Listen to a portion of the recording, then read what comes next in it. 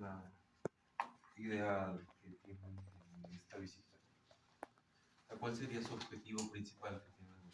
¿Qué es lo que les gustaría ver más o ahondar más en el tema?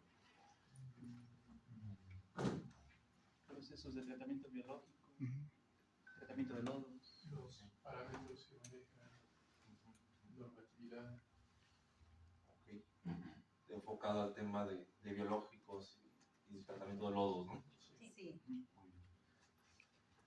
Digo, es que depende mucho de la perspectiva que traen ustedes, que pues lo podemos ir enfocando hacia cierto punto, ¿no? Hacia ciertos lados y que pues les sea más de su interés y que les sirva más, ¿no? Este tema de este tipo de visitas. Bueno, vamos a ver los aspectos generales de aquí de planta. Como podemos ver, el consorcio, esta planta es un consorcio entre tres empresas que es Mitsui, Mitinfra, anteriormente era Atlatec, no sé si llegaron a escuchar de ellos. Acciona Agua, que es empresa española, pero Acciona es una empresa que se dedica prácticamente a todo, ¿eh? Y aquí nos toca la parte de Acciona Agua. Y Grupo Ideal, que si vamos un poquito hacia atrás, pues pertenece al Grupo Carson. Estas tres empresas se unieron y formaron Aguas Tratadas del Valle de México y nosotros somos el consorcio operativo de aquí de planta. Cuando tengan alguna pregunta me van interrumpiendo, ¿eh? Sí. Gracias. El contenido vamos a ver 4 puntos: información general del proyecto, línea de aguas, línea de lodos y la parte de cogeneración. Esta planta es de las pocas aquí en México que contempla una parte de cogeneración. Regularmente no se hace. Son los lodos, si bien sí son estabilizados, son dispuestos en algunos rellenos sanitarios. Aquí aprovechamos el tema de la digestión para generar biogás y generar energía eléctrica.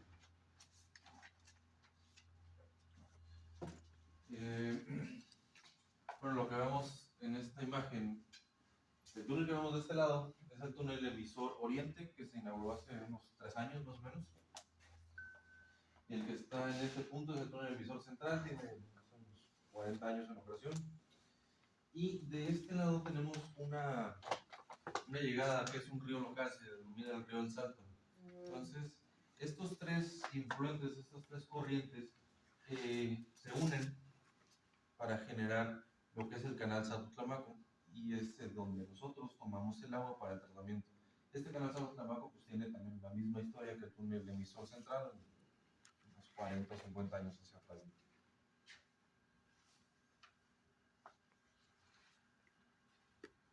Pero pues aquí lo podemos ver un poquito más claro.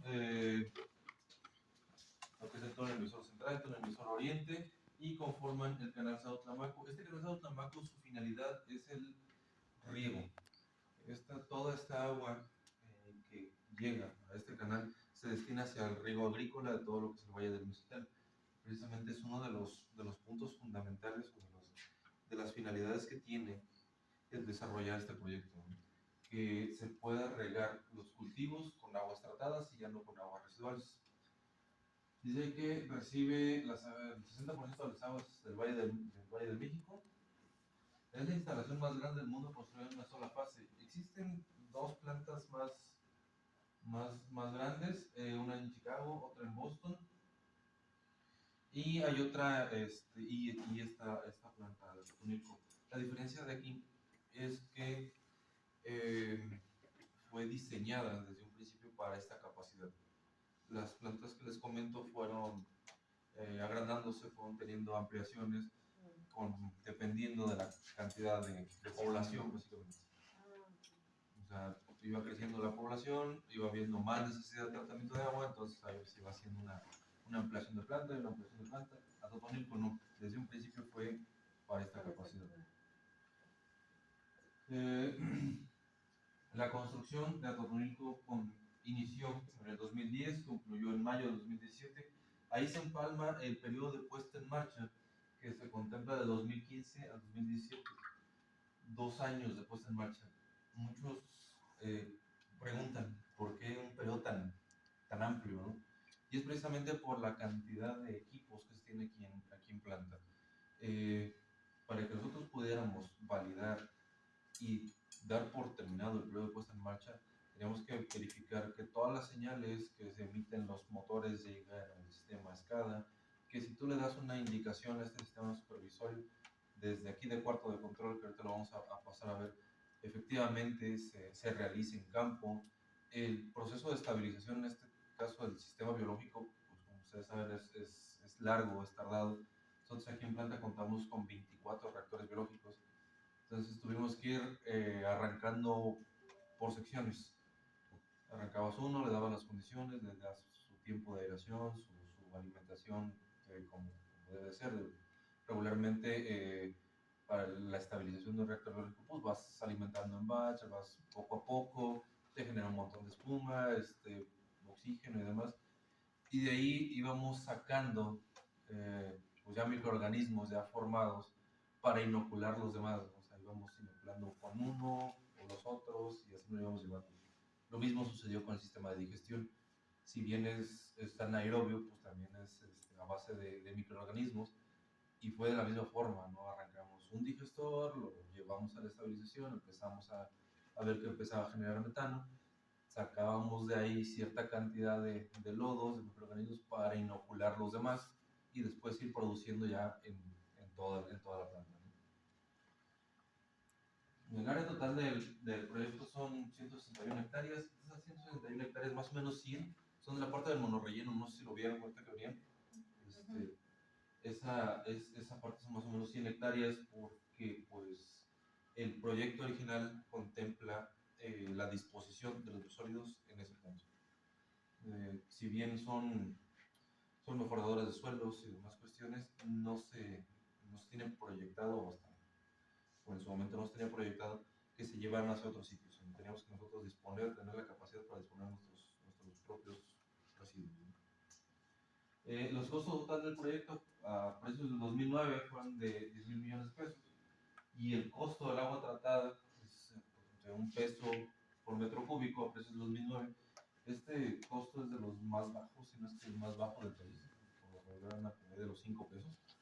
Pues aquí es muy barato el tema del costo del tratamiento. De los objetivos, como les comentábamos, es la reutilización del agua tratada para el riego agrícola. Este canal Sao Tlamaco, su finalidad única es eso, el riego. No sé si alguno de ustedes ubica la parte de Actopan, Pachuca, de todo aquel lado, pues hasta allá llega el tema del distrito de riego, ¿no? El saneamiento de los cauces, pues poco a poco, conforme va pasando el tiempo, los ríos, los canales van teniendo menos tema de contaminación por el tema de basuras, el tema de arenas, contaminantes, coliformes fecales y todo este asunto.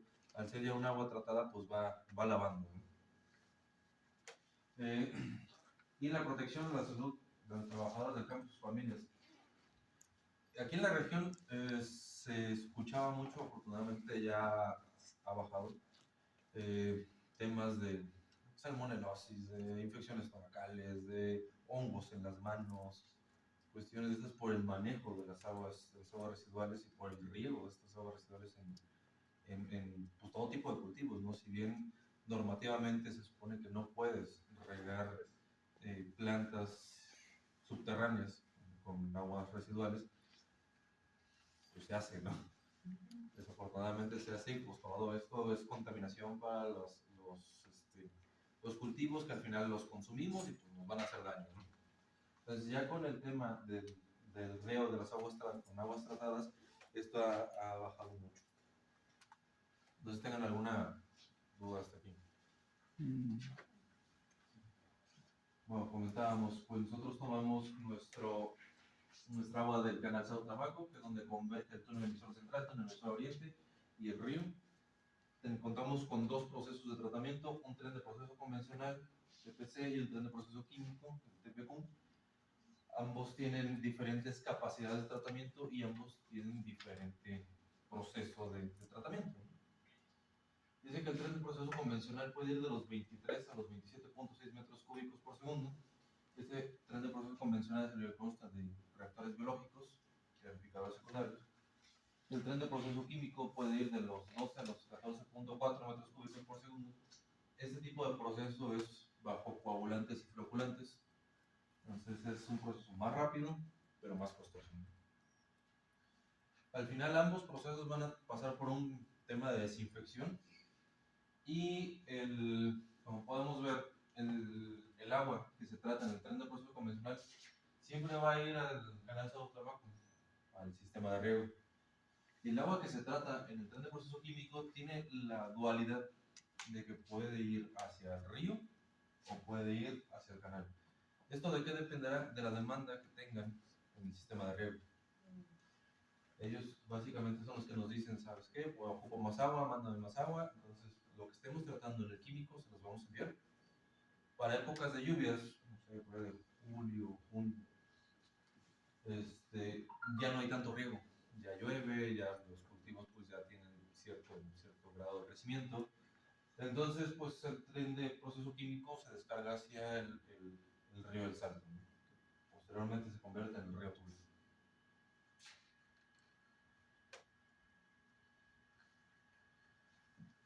Aquí vemos un poco de cómo cómo se comportan los flujos en el transcurso del año.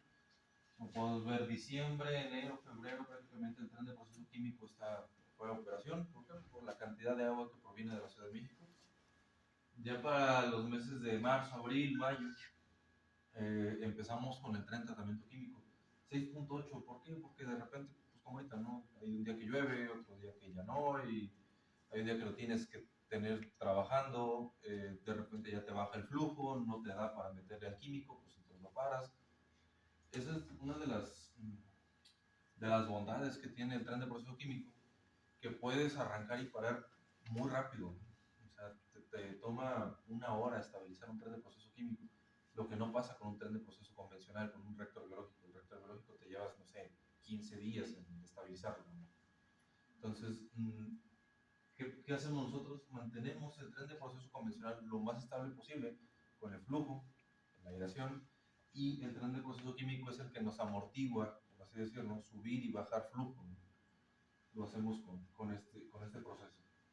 Ya para los meses de junio, julio, agosto, pues ya es prácticamente lluvias, declarado. Este tema de lluvias, pues podemos llegar hasta los 42 metros cúbicos por segundo.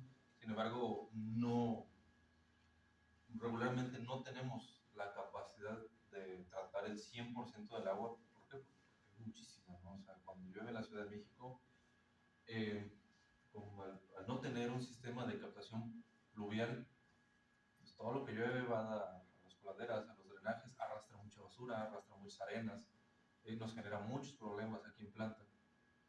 Y es una cantidad de agua enorme, ¿no? O sea, no tenemos la capacidad para tratarla al 100%. Entonces nos vemos en la necesidad de derivarla sin tratamiento hacia el río.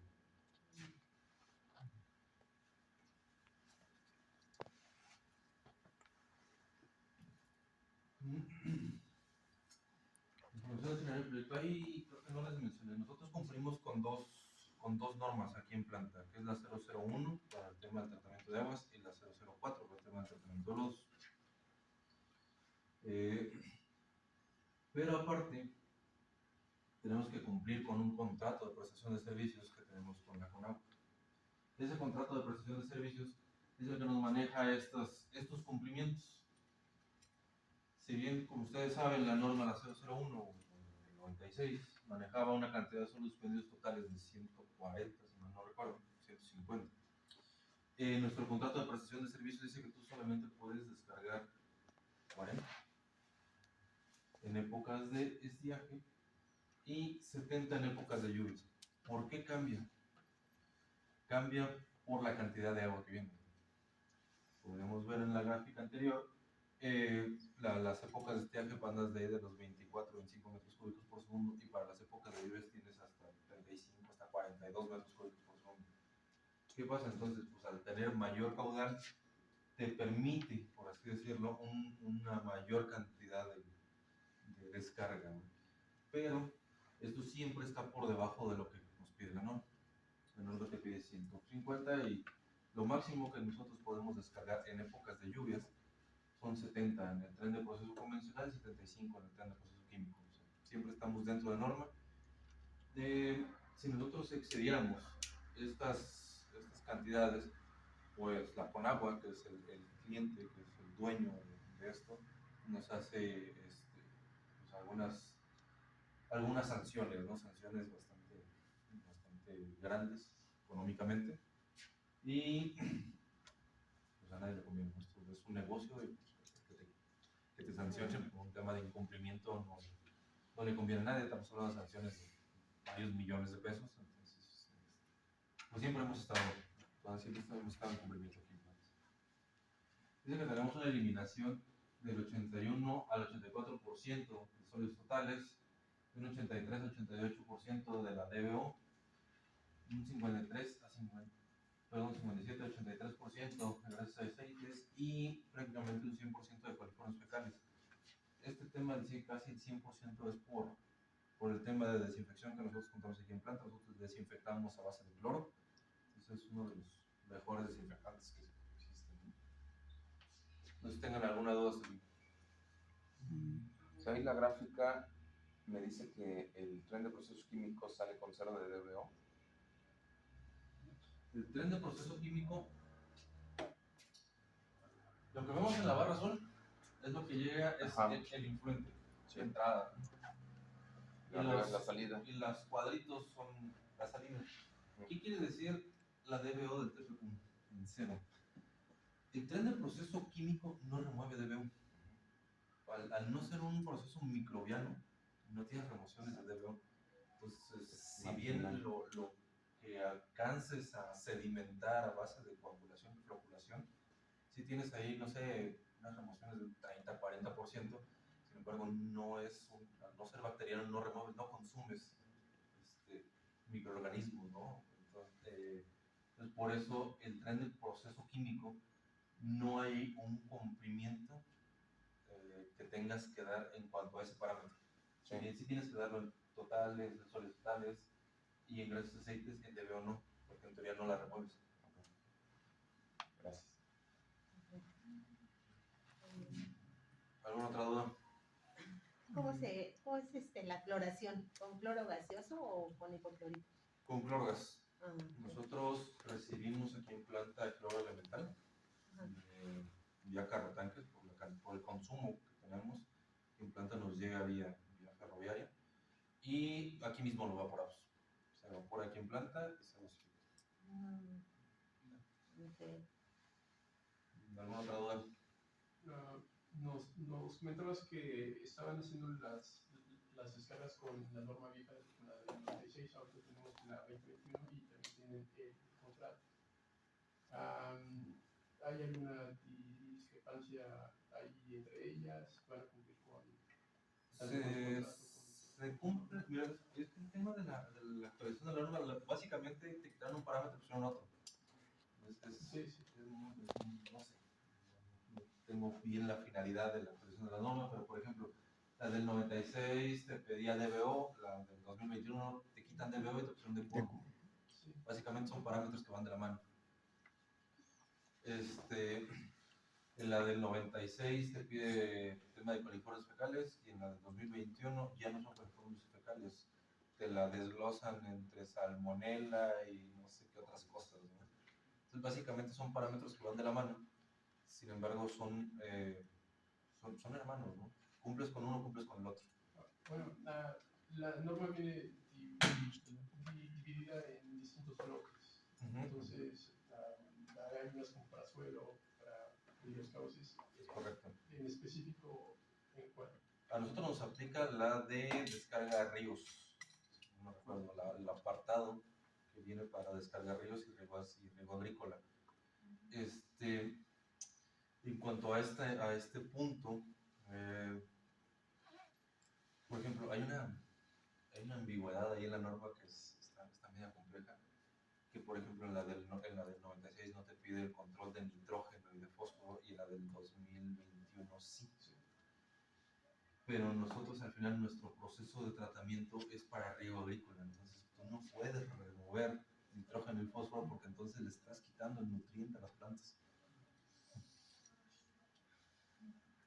Sí. ¿A dónde te aplica ese tema de la remoción de nitrógeno y fósforo? Pues cuando descargas a una laguna, a un lago, a una presa, ¿Por qué? Pues porque al tener altas concentraciones de nutrientes, pues fomentas la proliferación de algas, de temas de lirio Lirio. en las aguas y todo esto, pues ¿qué pasa? Pues te consume el oxígeno del agua y te mata la fauna, ¿no? No deja que tengas peces.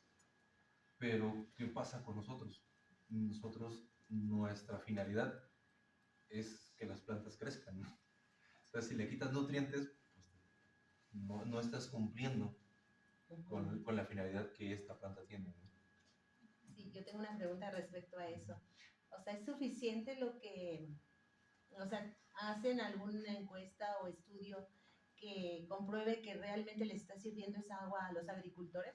¿Es suficiente? Tal cual una encuesta, no. Nosotros hacemos parámetros analíticas bajo un laboratorio externo donde se analiza o se comprueba que la reducción de nutrientes o la reducción en estos parámetros es mínima en cuanto a la entrada conforme a la salida, ¿no?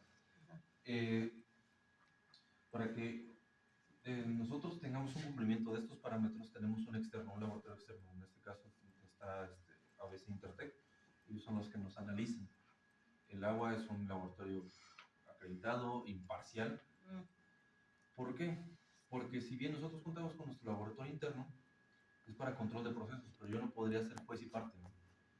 Yo no puedo decir, pues, yo no le puedo decir a la Conagua, oye, sí estoy cumpliendo, ¿no? Bueno, ¿y qué certeza tengo de que tus datos son reales o de que tus datos son los adecuados, ¿no? Entonces, ¿qué se hace? Se contrató un laboratorio externo para que ese laboratorio externo analice, o sea, muestre y analice y emita los datos directamente a la Conagua para que ellos tengan la certeza de que estamos en pleno cumplimiento de las normas, ¿no? La 01 y la 04. Entonces, ellos son los que nos mandan la información, ellos toman sus muestras, analizan influentes, y ahí comparas, ¿no? Dices, bueno, pues sí, tengo una remoción del 70% de grasas y aceites, pero tengo una remoción del 0.2 en nitrógeno, ¿no? Entonces, estamos bien. Y así la vamos llevando, ¿no? ¿Alguna otra duda? ¿No? ¿Seguimos? Sí.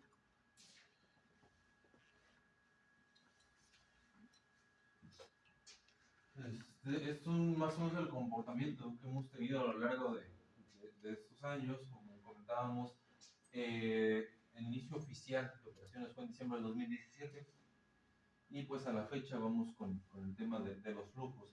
Podemos ver, por ejemplo, el 2017 fueron 21 metros, para el 2018 26, 2019 28, y ya nos hemos estabilizado ahí más o menos en los 30 metros cúbicos por segundo promedio anual. Entonces, por ejemplo, para enero teníamos 30.6, para febrero, si mal no recuerdo, yo sé por los 31. Entonces ya la planta se ha estabilizado en ese margen de los 30 metros cúbicos por segundo en promedio anual. Y como podemos ver, el tren de proceso convencional es el que, como comentábamos, se mantiene más estable, se mantiene sin tanto movimiento, y el tren de proceso químico es el que hemos ido incrementando. Esto debido a que a la demanda de agua que nos solicita el personal de riego.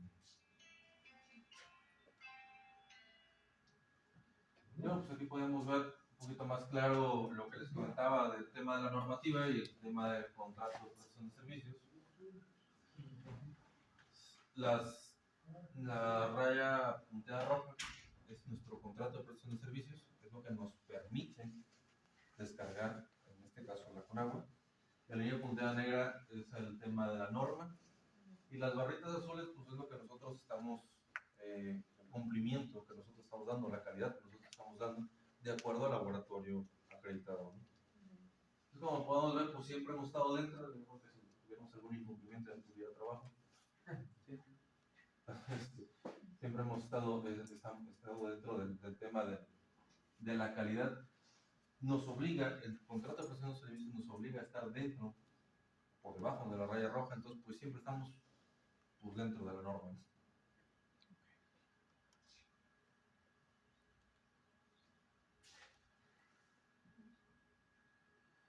Aquí en la zona hay un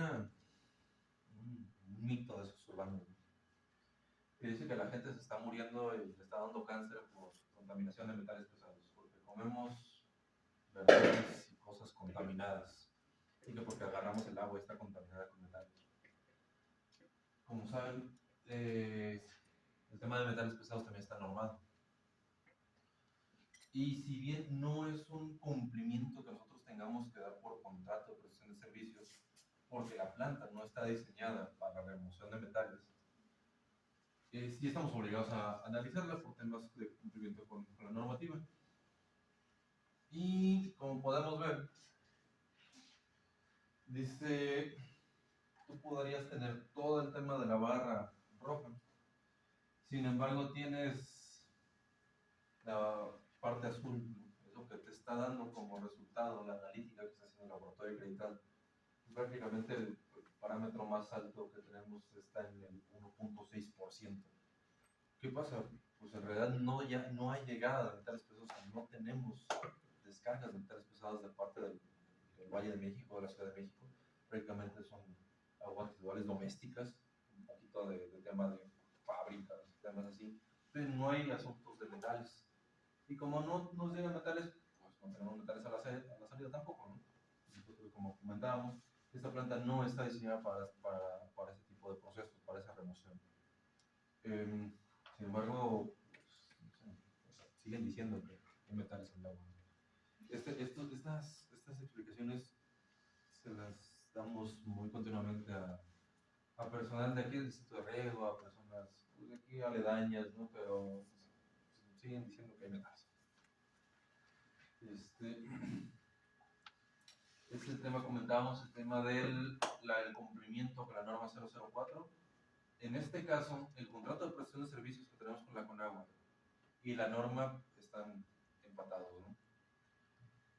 Y mismo tema, las barritas azules, eso es lo que nosotros hemos estado dando como cumplimiento, pues, prácticamente desde que inició el tema de operaciones de la planta, ¿no? Podemos ver, por ejemplo, para huevos de Helmito, la norma nos pide 35 y nosotros el mayor que hemos tenido creo que es 2. ¿Qué pasa? Nosotros damos cumplimiento a la 004 al parámetro de lodos tipo C o biosólidos tipo C. Que si lo buscamos ahí tantito es que son aptos para mejoradores de suelos, son aptos para fertilizantes. Entonces eso es lo que nosotros producimos. Decíamos, el monorrelleno está diseñado para que nosotros dispongamos todos nuestros usuarios en esa parte. Tiene un tiempo de vida estimado de 50 años.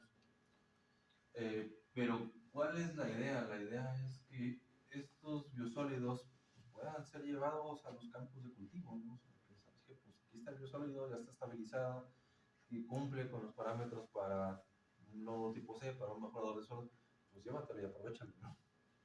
Entonces andamos en ese inter, ¿no? De que, pues, a ver, llévate los lodos, hay que hacer unas pruebas, hay que ver qué tanto funciona, qué tanto rendimiento tienes.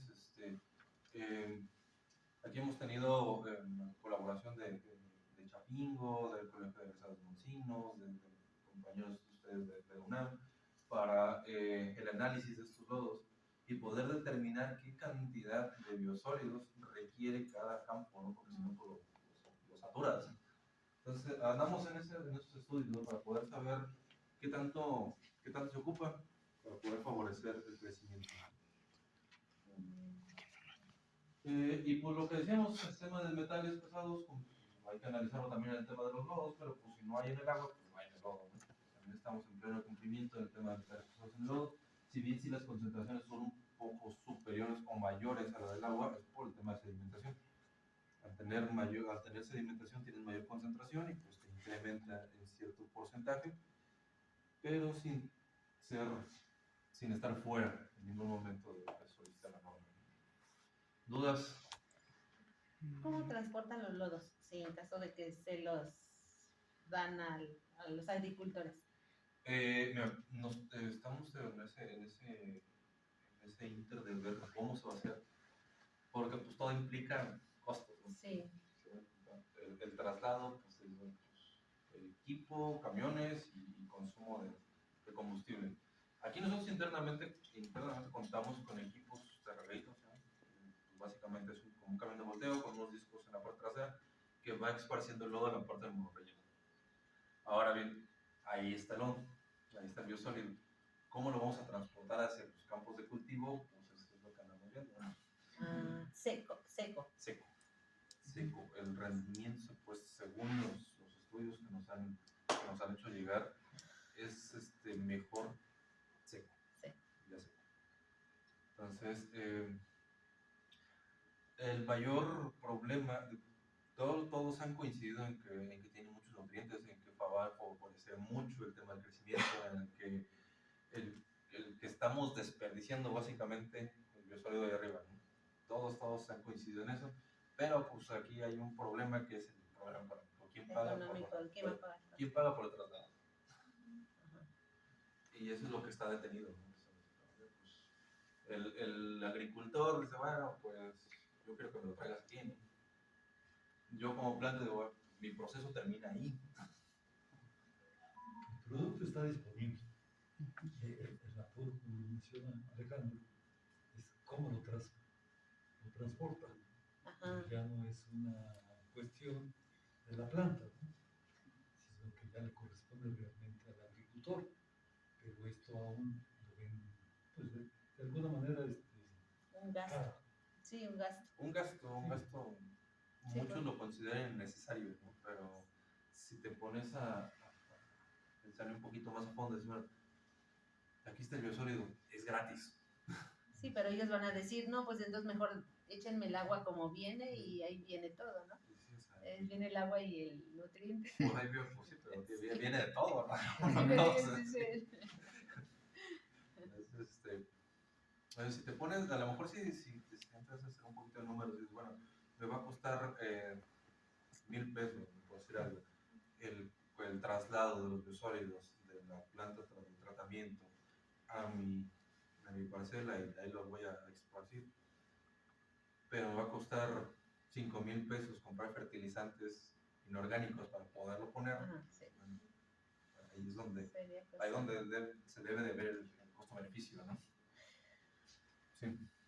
Y con respecto a eso, digo, se tuvo la problemática anteriormente de que el problema social de que querían el agua como venía, ¿no? Que se oponían un poco al tratamiento. En el caso del biosólido como un sustituto o alternativa al fertilizante, también está esta controversia por parte de la sociedad. No, ¿qué crees que para el tema del biosólido sí todo el mundo lo quiere? Pero nadie quiere pagar por él. Sí. Por el transporte, digo, porque en realidad el biosólido está ahí y está disponible, la materia prima, es bueno, ahí está, ven por él, llévatelo, ¿no? Pero en realidad nadie quiere pagar por ese traslado, ¿no? Todos están de acuerdo en que sí sirven, pero nadie quiere pagar. Caso contrario que lo que pasó con el agua, como bien comentas, cuando iniciamos aquí con el proceso de tratamiento, es lo que comentaba aquí la compañera, pues todos así como que no, yo quiero que me mandes el agua así como viene. Sí. Pues no se puede, ¿no? Imagínate, aquí nosotros en planta estamos sacando las 30 toneladas de basura diarias que vienen del agua. Entonces, usted me dice, pues mándame el agua como viene, bueno, pues ahí te van tus 30 toneladas de basura, ¿no? Sí. ¿Y esa basura qué bien tiene? Se manda a disposición a rellenos autorizados. ¿Y la producción de lodo para biosólido? La producción de... Ajá. ¿Qué producción tenemos de biosólidos? Unas 2,000 toneladas al día. 2,000 toneladas. Y, por ejemplo, ocuparlo, no secarlo, sino mandarlo como líquido.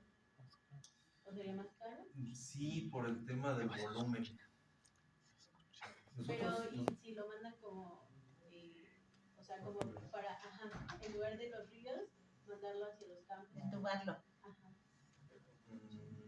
¿Quién va a pagar el Creo que entubado? sería ¿Quién va a pagar el muy entubado? costoso. Y luego digan, no, pues hay que secarlos.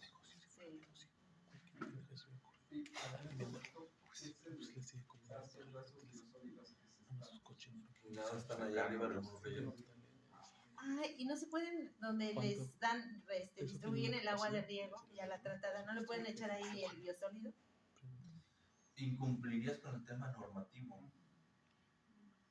bueno, proponerlo. Incumplirías con el tema, por ejemplo, tú estás, por ejemplo, la norma te solicita 350 miligramos por litro de sólidos medios totales. Entonces, si tú revuelves, aunque sean estables, aunque estén estabilizados a partir de una digestión anaerobia, sigue teniendo sólidos medios totales. Y incumplirías en ese parámetro. Tendría que haber otra norma donde hubiera una para ese tipo de agua tratada con biosólidos. Es que el tema normativo es bien complejo porque, por ejemplo, el tema de potabilización. Se puede potabilizar el agua.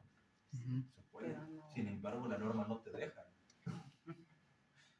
Entonces, el tema normativo como que te ayuda y a la vez te ayuda, a la vez no. Por ejemplo, hay una planta donde de hecho se está empleando en Jalisco, que se le está implementando ahorita un proceso terciario, precisamente para dar una mejor calidad de aguas y demás. Sin embargo, no puedes manejarlo como un agua potabilizada. O directamente no. O sea, allá le buscas, ¿no? Sí. ¿Qué pasa? La norma no te permite manejar un agua potable después de entrar en tratamiento, pero sí te permite manejar un agua potable después de que se haya infiltrado. Ajá. Entonces, ¿qué haces? Bueno, la trato lo mejor posible, le meto mi tratamiento terciario, la infiltro y la saco más allá y ahora sí ya es potable. Sí. Pues le vas buscando, ¿no? Pero en este caso no se puede, ¿no? O sea, no puede. puedes mezclar, aunque sean nodos estables, no los puedes mezclar porque te sube el parámetro, por ejemplo, de sólidos totales y caes en incumplimiento. Sí, bueno, ahora que mencionas que pues ustedes tienen una gran masa de lodos todos los días y no se está aprovechando, digamos que aquí no tienen como un límite para estarlos almacenando, o sea, supongo que en algún momento va a superar su límite de almacenamiento, y en ese caso, pues, ¿qué van a hacer? ¿Qué harían? Mira, el proyecto, el periodo de vida estimado del monorrelleno es de 50 años, sin que le saques nada. En mi caso, yo nunca he visto un monorrelleno lleno. Hay monorrelleno en Querétaro, hay monorrelleno en Jalisco, hay monorrelleno en Hidalgo. Yo nunca he visto un monorrelleno de biosólidos lleno. Jamás. ¿Por qué? Porque siempre se intenta esa parte o se empieza a ver esa parte de dónde los vas a ir acomodando, ¿no? ¿Por qué? Porque pues, son utilizables, son buenos para el tema de la agricultura. Entonces, una vez estabilizados los proyectos, pues le vas buscando dónde los acomodas, ¿no? Para que no se te llene. Entonces, es la finalidad que nosotros tenemos ahorita. Tenemos ahí el proyecto nos estamos apoyando en la Secretaría de Agricultura de aquí del Estado, para que por parte de ellos se empiece a mover un poquito en el ámbito del gobierno estatal. O sea, nos estamos apoyando en la Secretaría de Agricultura para que ellos directamente vayan con el gobierno estatal y digan, oye, pues sí lo ocupo, ¿no? Y se sea un poquito más ágil. ¿Oye, han hecho algún proyecto demostrativo de aplicación de los lodos? Sí. De hecho, se tuvo algunos ahí en la UNAM, tuvieron algunos en Chapingo. Hemos tenido parcelas demostrativas de 2-3 hectáreas aquí en la zona, que se han puesto biosólidos, mejoran bastante el tema del rendimiento. Incluso tuvimos invernaderos con riegos con agua tratada y fertilización con biosólidos. Son una maravilla, ¿no? Pero esto te implica más tecnología, ¿no? Porque ocupas más, por ejemplo, riegos focalizados para que no tengas tanto consumo de agua. Aquí uno de los problemas también de la zona es que en época de estiajes todo el mundo quiere mucha agua. Y es que no me alcanzó el agua para mi riego, y es que mis elotes no están creciendo porque no me alcanza el agua. Pero ¿qué pasa? Pues regamos por riego rodado, por riego por inundación, ¿no? Entonces, pues le abres ahí y esperas a que toda tu hectárea se tenga 30 centímetros de agua y ya dices, bueno, pues ya regué. Siendo que toda esa agua no se aprovecha. Toda Se esa, evapora. toda esa agua no la ocupa la planta, ¿no? Mucha se evapora, se infiltra al suelo, le pasa de todo, pero no se ocupa. Pero nosotros tuvimos aquí unos invernaderos con personal de Chapingo, a riegos por goteo, riegos focalizados a la raíz de la planta, ¿no? Bueno, pues le echábamos, no sé, media hora. Prendíamos una bomba, estaba media hora. ¿Qué te gusta? Que le caían 1000 gotitas. Y ya era todo lo que ocupabas en 3 días. No necesitabas regar más. Con eso la planta crecía y daba sus frutos y todo eso. Ocupas mucho menos agua. Es más controlado, no tienes tanto desperdicio.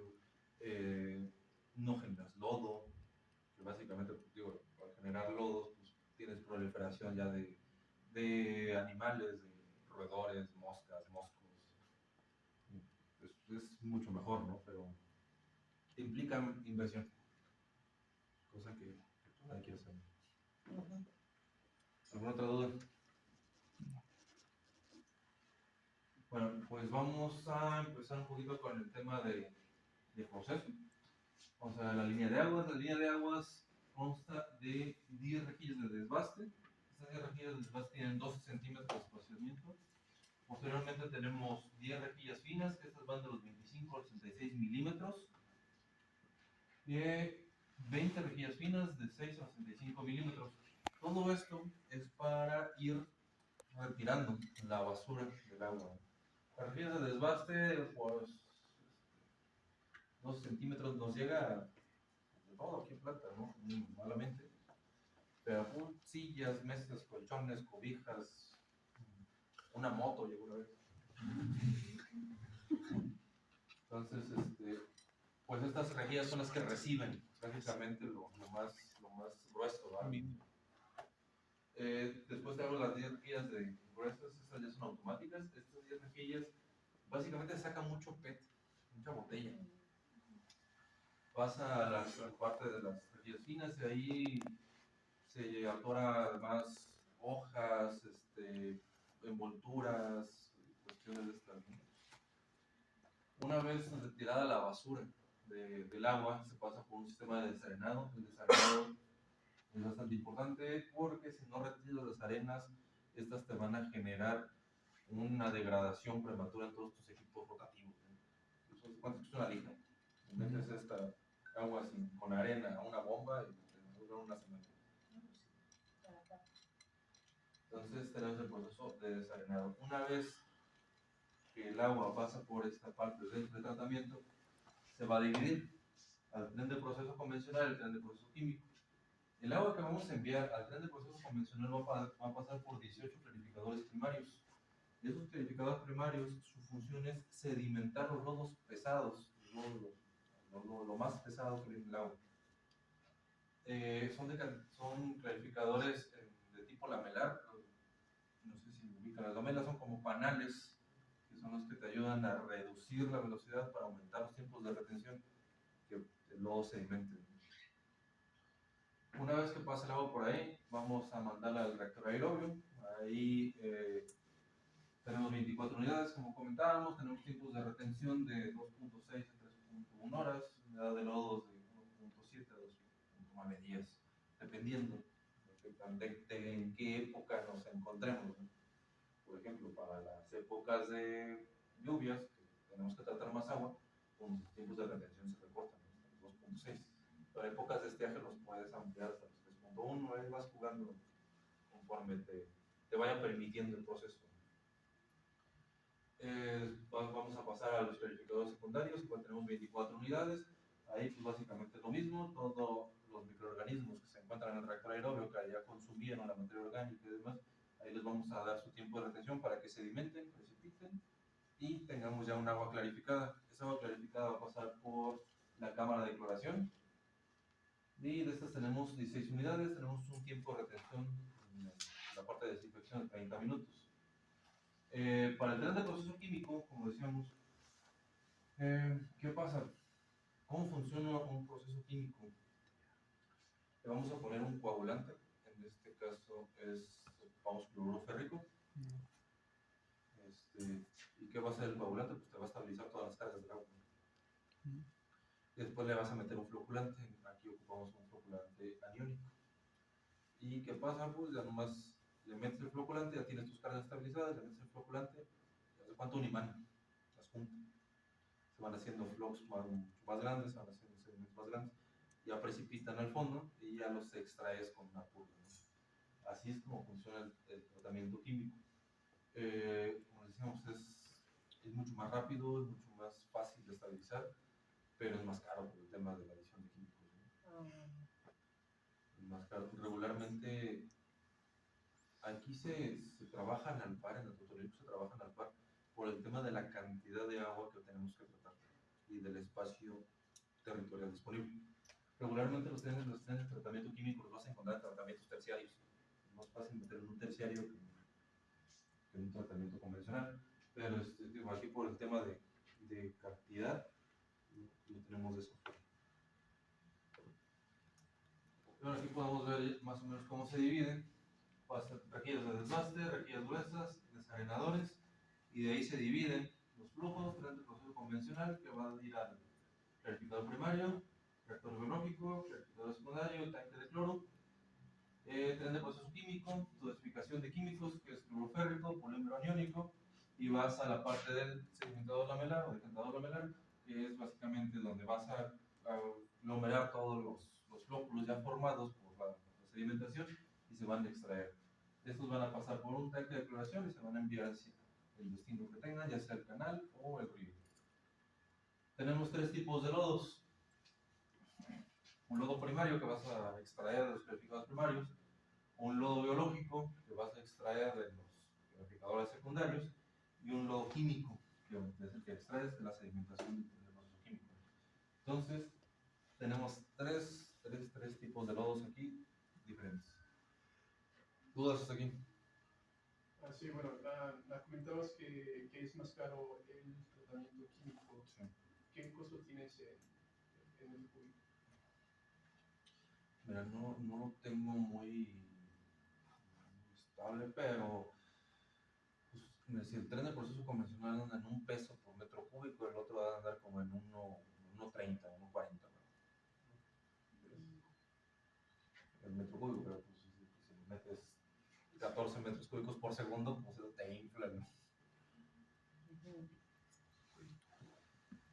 Sí. Para la línea de conducción ahora de los dos, en este caso, ¿se junta todo antes de empezar a estabilizar? Sí. De la parte de aguas, ¿dudas? ¿No? Por razón, saludos.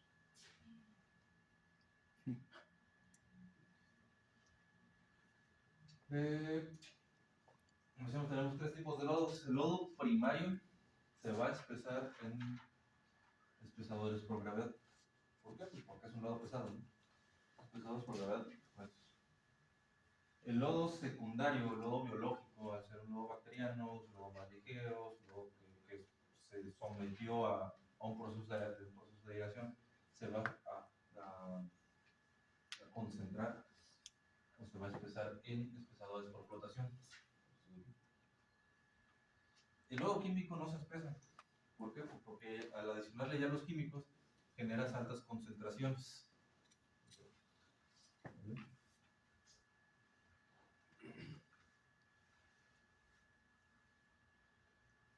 Y bueno, para la parte de espesamiento vamos a tener 16 espesadores de gravedad, que es a donde va a llegar el lodo primario. Estos espesadores van a tener tiempos de retención de 26 a 48 horas. Como se dan cuenta, pues es un tiempo mucho más largo que el que se tenía en los primarios, se tenía en los biológicos. Ahí tienes que alcanzar concentraciones del 6.8%. Los lodos biológicos se van a espesar en espesados por flotación, en dispositivos de aire adición. De estos tenemos 12 unidades que van de los 5.5 a los 6.6 horas y vas a alcanzar concentraciones del 4%. ¿Por qué es importante una concentración del 6.8 y del 4%? Ahora, pues eso te va a permitir que tengas menor cantidad de agua y y que tu proceso de conducción o tu bombeo sea más eficiente. No es lo mismo mandar 1000 metros cúbicos que mandes 6800. Por eso es importante estas concentraciones. Estas te van a servir para que tu sistema de digestión sea más eficiente. Como decíamos, el lodo químico no se espesa, ese ya al adicionar los químicos generas unas concentraciones de pues, más o menos el 5%, y con eso es suficiente, ¿no? Una vez espesados se van a ir a un tanque de homogenización, es lo que comentaba el compañero. En este tanque de homogenización, pues como su nombre lo dice, van a llegar los 3 tipos de lodos a base de agitadores, se genera uno solo y es lo que vamos a alimentar a los 30 digestores que tenemos aquí en planta. Tenemos 30 digestores de 13.000 metros cúbicos a un régimen mesofílico. ¿Qué quiere decir esto? Que oscilan de los 35 a los 37 grados. Hay otros procesos, por ejemplo los termofílicos, que van hasta los 42, 45. En este caso tenemos mesofílicos. Aquí andamos ahí por ahí de los 37 grados, 36. Ahí es donde nos va a funcionar. Y a unos tiempos de retención de 28 días, más o menos, 7. No llegamos hasta los 39. Es donde, ¿por qué? O sea, la teoría dice eso, ¿no? De 16 a 39 días. Pero una vez que ya estás trabajando, una vez que hiciste tu puesta en marcha, pues vas viendo dónde tienes tu mejor rendimiento, ¿no? Nosotros lo alcanzamos en los 28 días. ¿Por qué? Porque es donde nuestro metano tiene mejor concentración. Tenemos por ahí un 75, 68% de concentración de metano.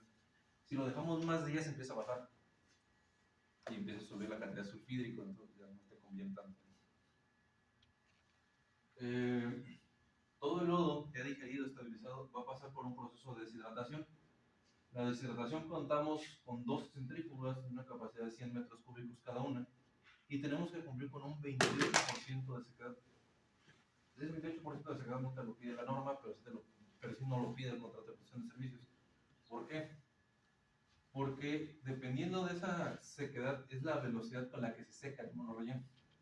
O sea, le extraemos el agua, vas con un 70% de humedad, ya te llega líquido y sale como una masa.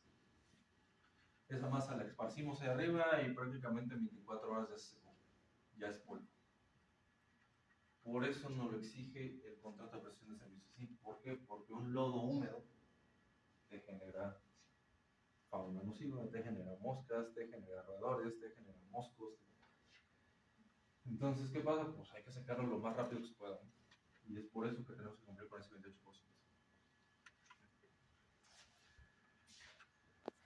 ¿Dudas? En época de lluvias tú tienes hidratación del lodo en el monorrelleno. Sí, en toda esta parte. Pero toda esta parte consta de un sistema de drenaje. Entonces, por ejemplo, este es una laguna de lixiviados.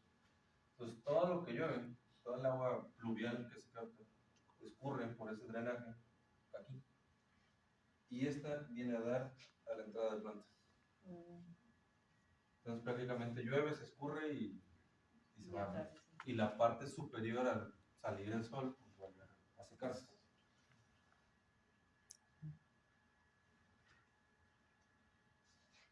Entonces, como comentábamos, tenemos nuestros 3 tipos de lodos. Van a ir a un tanque de flotación, perdón, de homogenización. Este tanque de homogenización va a alimentar los digestores. De los digestores vamos a tener 2 salidas. La salida del lodo digerido, que va a ir a un depósito de amortiguamiento, y a la parte de deshidratación, pero vamos a tener un biogás. Ese biogás lo almacenamos, contamos con 7 gasómetros para almacenamiento de gas, 2 antorchas. Estas antorchas son un tema normativo, pero para la Secretaría de... Para otro tema, por tema de seguridad, se supone que por alguna falla o por algún excedente o demás, no puedes emitir gases combustibles a la atmósfera sin previo quemar. Precisamente por eso las refinerías todas queman sus gases y demás. No te lo permiten, ¿no? Por eso nosotros tenemos esas antorchas. Nunca las hemos usado, más que para el tema de mantenimiento, ¿no? Pues, que están operativas, pero en realidad no nos sobra gas. Todo el gas que se produce lo almacenamos en nuestros gasómetros y lo quemamos, lo consumimos aquí mismo en planta. tenemos 12 motogeneradores. Esos motogeneradores son de 2.7 megawatts cada uno. Y andamos por ahí del 50-60% del consumo de energía eléctrica total aquí en planta. O sea, el 60% lo generamos aquí mismo.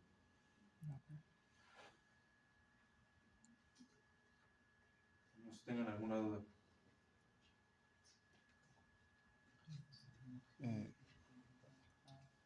¿No?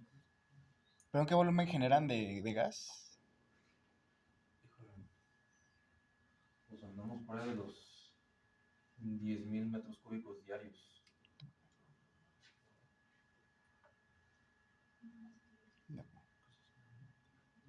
¿Alguna otra duda? Bueno. Lo que vemos ahí es una máquina de generación.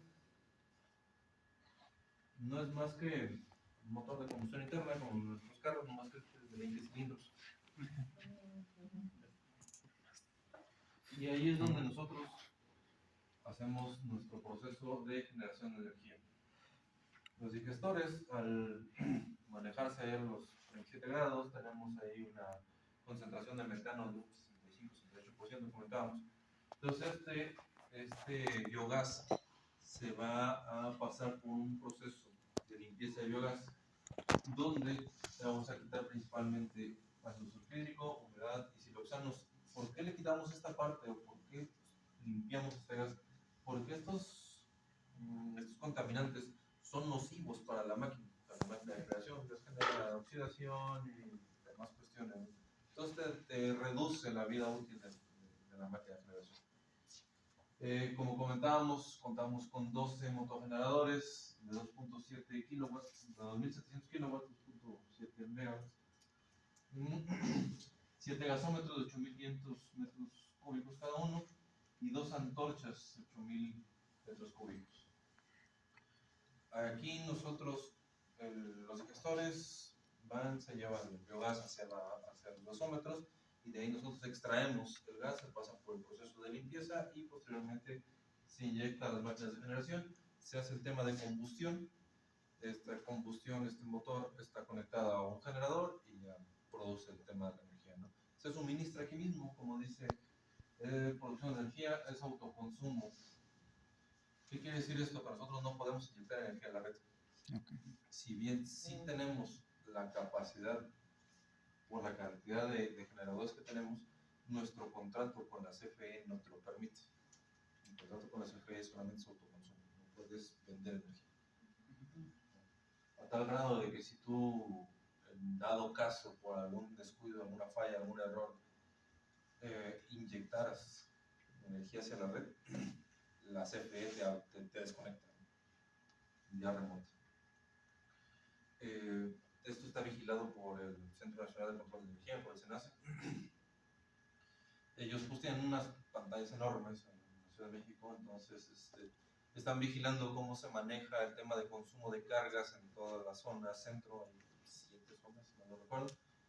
Entonces, ellos están vigilando cómo se maneja el tema del consumo, a dónde está consumiendo más, y ellos tienen la capacidad de redirigir más energía para allá o quitar energía de este lado, todo de forma remota, ¿no? Entonces, si ellos detectan que Atotonilco está inyectando energía a la red, pues está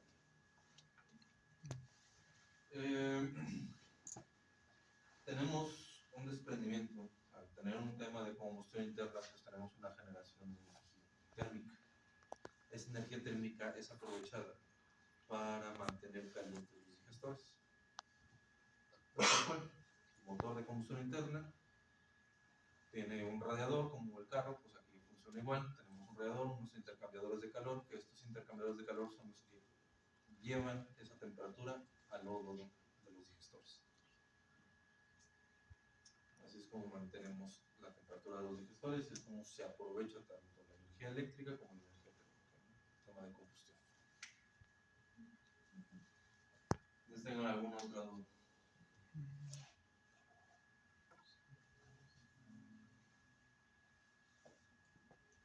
Pues no sé si sepas, hay algunas otras plantas que sí suministren fuera del autoconsumo, que sepas. No, plantas de tratamiento no. Ah, ok. Y menos con las reformas que ha habido. Ah, ok. Es que, fíjate, cuando la reforma energética de Peña Nieto, este tema, por ejemplo, del SENACE,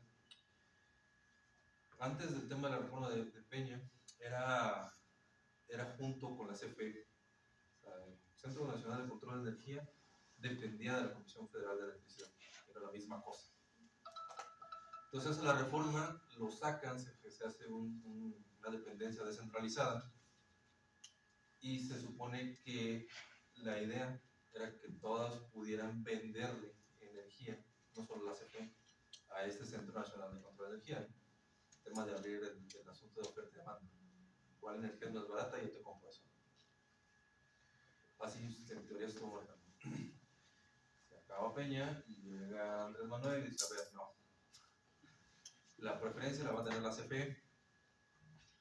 Entonces este Centro Nacional de Control de Energía le tiene que comprar a la CFE por decreto. Tiene que comprar a la CFE y lo que no alcance a surtir la CFE se complementa con el otro tipo de energías. ¿Por qué? Porque se supone o porque se manejó con que estas energías, por ejemplo, que nosotros producimos, la energía eólica, la energía solar, geotérmica y demás, son energías en teoría no estables, porque dependen de condiciones naturales o de otro tipo de condiciones, cosa que no pasa en una termoeléctrica o en una hidroeléctrica, ¿no? Que pues, siempre pues, quemas más y te va a producir siempre lo mismo. Entonces, ¿cuál fue el decreto? Bueno, pues le vas a comprar todas las CFE y lo que te falte se lo van a comprar a las demás generadoras, pero pues una cantidad mínima, ¿no? Entonces, si antes no vendíamos energía absolutamente. Sí.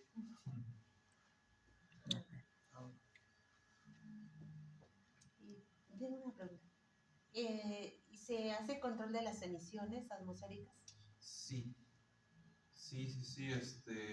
viene, no, aquí tenemos visitas muy seguido de parte de la Semarnat, de parte de la Profepa, la Proespa, estamos muy bien. Entonces, y se tiene medidores por parte de nosotros, por parte de planta, tenemos medidores de emisiones a la atmósfera, y este tema de emisiones se lo tenemos que ir declarando a la semana. O sea, cuánto monóxido de carbono está emitiendo en la atmósfera, pero la ventaja que nosotros tenemos es que no es comparable, o sea, a las... O sea, es una fórmula, la verdad es que no la acuerdo. Pero por cada kilowatt que no le compras a la CFE, te reduce tanto por ciento de emisiones a la atmósfera. Sí. ¿Por qué? Por el mismo tema de la energía, de cómo se genera energía por parte de la CFE, ¿no? Entonces, al nosotros generar nuestra propia energía, estás muy, muy por debajo de lo permitido, por así decirlo, en emisiones.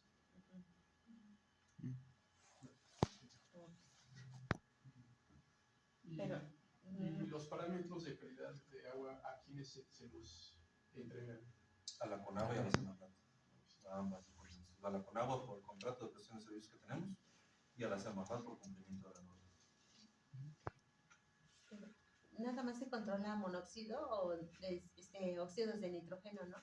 Ni de azufre o también. Sí, ¿o cuáles se controlan? Azufre, monóxido, ¿cuál es algún otro? ¿De nitrógeno también? No me acuerdo. Debe de ser también. Sí.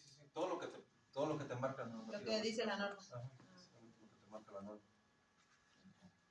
Pero sí, se controla y se emite el informe.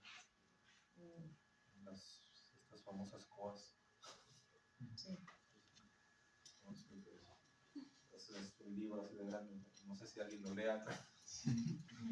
¿Cómo se llama esa reporte? COAS. Es una cosa así, no sé si algún día lo terminen de leer, pero cada año es una cosa de esas.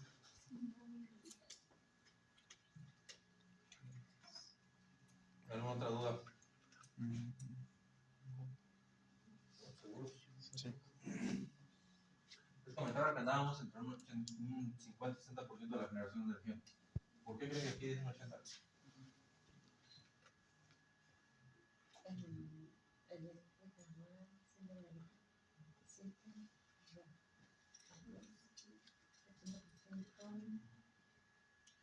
Bueno, nosotros, como en todas partes, todos en nuestras casas, tenemos que tener un contrato de luz. Lo ocupes o no lo ocupes, ¿no? Tienes que tener un contrato con la CFE porque si no, te provee de luz. ¿Y qué pasa? Pues lo mismo sucede aquí con nosotros. Nosotros tenemos un contrato del 20% del consumo total como mínimo aquí en planta. Nosotros podríamos generar el 100% de energía y la CFE como que te va a cobrar el 20%. Simplemente porque tienes un contrato con ellos. Ahora, ¿qué pasa? Nosotros, decíamos, tenemos 7 gasómetros porque funcionan como almacenamiento. Hay 3 tarifas en la CFE: horario base, horario intermedio y horario punta. Les va a servir en su casa. El horario base es por ahí de medianoche a como por ahí de las 6 de la mañana, toda la madrugada. El horario intermedio es prácticamente todo el día, de las 6, 7 de la mañana hasta las 6, 5, 6 de la tarde, por ahí. Y el horario punta es precisamente 6 de la tarde a por ahí de las 10, 11 de la noche, que es cuando tienes mayor demanda, tienes mayor demanda de consumo de energía. ¿Y qué pasa? Por la CFE te sube el costo. El horario base anda en tarifa doméstica, aquí no me la sé, pero en tarifa doméstica el horario base anda por ahí de los 80 centavos por kilowatt, el intermedio anda por ahí de 1.20 y el punto está como en 3 pesos. Entonces, si llegan a sus casas y quieres calentar de comer y metes la comida en microondas a las 8 de la noche, te va a costar 3 veces más que si la metieras a las 11. Lo mismo pasa aquí. Todo el consumo de energía que es en ese horario punta cuesta el triple que si lo consumieras en horario base. ¿Qué hacemos nosotros? Pues en el horario punta generamos ese 80%. ¿Para qué? Para reducir costos. ¿Qué pasa? Todo el día, el horario base, el horario de la madrugada, me mantengo generando pues, 20%. En el horario intermedio, que es durante el día, me mantengo generando 40-50%. Y el horario punta, que es mi horario más caro, pues genero el 80%. Para reducir el tema de costos, ¿no? Sí. Sí. ¿Cuántos turnos de trabajo tiene la planta? Actualmente trabajamos en 2 turnos de 12 horas, de 7 a 7. Pues 35 días. Aquí viven. Exacto. No hay festivos, no hay. Aquí estamos siempre. No hay. Es 24/7, la operación no para. La parte administrativa, pues, la parte de oficinas y demás, pues trabaja de lunes a viernes, de lunes a sábado algunos, pero la parte de operación, la parte de mantenimiento es 24/7. Y en total, más o menos, ¿cuánta gente se encarga de eso? ¿Cuántos trabajadores? Mira, en total somos por ahí de 130 personas, 140, ya con plantilla completa, o sea, administrativos, operación, mantenimiento, contabilidad, recursos humanos, todo eso, ¿no? Se van a sorprender al rato que vayan ahí abajo. ¿Por qué? Porque todo esto lo operan 9 personas. 9 personas, tenemos 9 personas de operación para todos. ¿Por qué? Por el grado de automatismo que se tiene. El grado de automatización que se tiene en planta es del 80% más o menos. Pues básicamente, bueno, todos los motores, válvulas, instrumentos de medición, todo está conectado al sistema SCADA. Entonces, eso lo ve el jefe de turno, que está aquí en el cuarto de control. Es el que se lleva la friega, ¿no? Porque él es el que tiene que estar pendiente de todo. Y le habla puntualmente al operador, le dice, oye, ¿sabes qué? Tienes en falla el motor 301-041 del reactor 7. Y ya el operador va específicamente a ese motor para ver qué le pasa, ¿no? Ah, no, pues está atascado, pues habla del mecánico. Ya llega el mecánico, ¿qué tienes? No, pues hizo foto, háblale al eléctrico. Y así es como se maneja básicamente todo.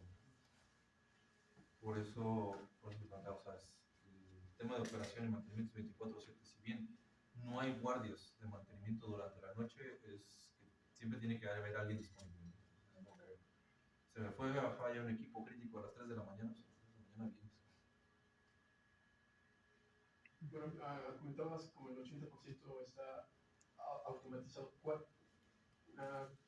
¿Qué procesos son los que no tienen? Todos los procesos están automatizados, simplemente hay ciertas cosas que no controlas desde SCADA, pero son temas mínimos, válvulas, compuertas. Creo que es eso, nada más, ¿no? Es lo que... Hay ciertos equipos que no son indispensables totalmente. Entonces, solo que no tienen un lazo, un centro de control. Porque está previsto que la tanda de estos no genere, no se multiplique. Algún efecto de cosas. Pero en realidad todas las áreas las puedes ver desde SCADA. Ahorita que pase. Sí, ahorita que pase, yo creo que vamos a dividir a la mitad para que no tenga mucho. Vamos a la mitad a puerto de control, la mitad al laboratorio y luego No sé. regresamos. Ahorita se la pregunto. ¿Más preguntas?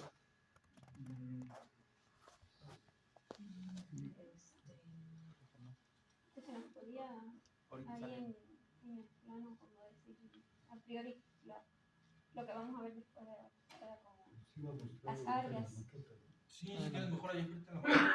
Ah, ok. Ah, la maqueta. Sí, Está más sencillo. sí. Gracias. Gracias. En la maqueta. Seguro que ahorita salen dudas allá afuera para todos. Bueno, pues, entonces, ¿listo? Sí. ¿Me puedes volver a repetir tu nombre, por favor? Alejandro Castañeda. Alejandro Castañeda. ¿Tú eres ingeniero? Yo soy ingeniero electromecánico. Ok. En este momento me especialicé en mantenimiento industrial y actualmente me encuentro estudiando un tema de maestría en tratamiento de aguas. Ok. ¿Tratamiento de aguas? Sí, ya la electromecánica me quedó muy lejos.